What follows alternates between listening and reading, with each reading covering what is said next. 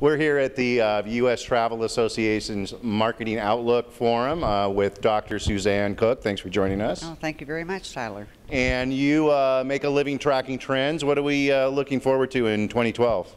I do make a living tracking trends, and actually we're feeling a little bit more upbeat at this conference than we have over the last couple of years.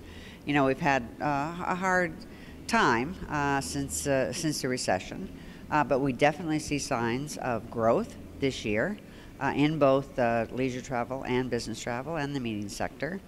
The cautionary note, however, is that there are also signs that that's slowing.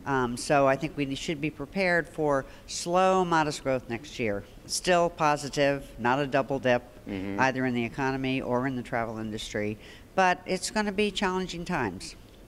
Great. And what would be your advice for someone who's in the travel industry, either a meeting planner or someone selling some sort of travel product? Well, I think the whole concept of meetings and conventions and business travel is in a state of evolution. You know, we have seen major shifts in the last decade, both in terms of the frequency of travel, the kinds of meetings that people want to go to. We have to stay on top of those trends, and we need to understand who is our market. We have seen some very interesting results at this conference that show that the real strength in the travel recovery, both in leisure and business, is coming from the younger segments of the population. You might not expect that, because we also know that the declines in incomes have been greater in the younger segments of the population. However, we've also learned that a large number of young people are moving back home with their parents. You know, we kid about that, but actually it's true. And so they have more money to spend on travel.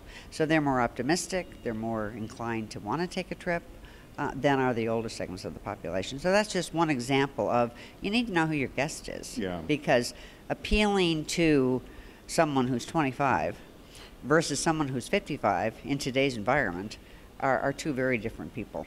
And so that's what my advice would be as a researcher, of course, would be to follow the research, follow the trends, know your consumer, and then provide the services and products that they're telling you they want. And so how could people who are interested in these trends keep on top of them?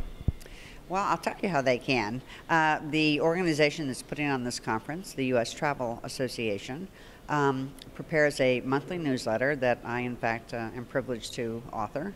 And it's called the U.S. Travel Outlook. And what I try to do every month is kind of compile all the stats and all the trends and all the analytical fodder that I can find, and weave it into a story of what's going on right now with the industry and what are the expectations going forth. Because I can tell you, it never in all the time that I've studied this have I seen such dramatic changes up and down and such uncertainty.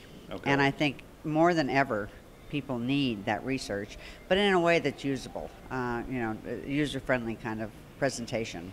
So that's a member benefit for being a member of U.S. Travel Association, and I think people would find it very useful. Well, great. I hope they check it out. I hope so too. Thank you.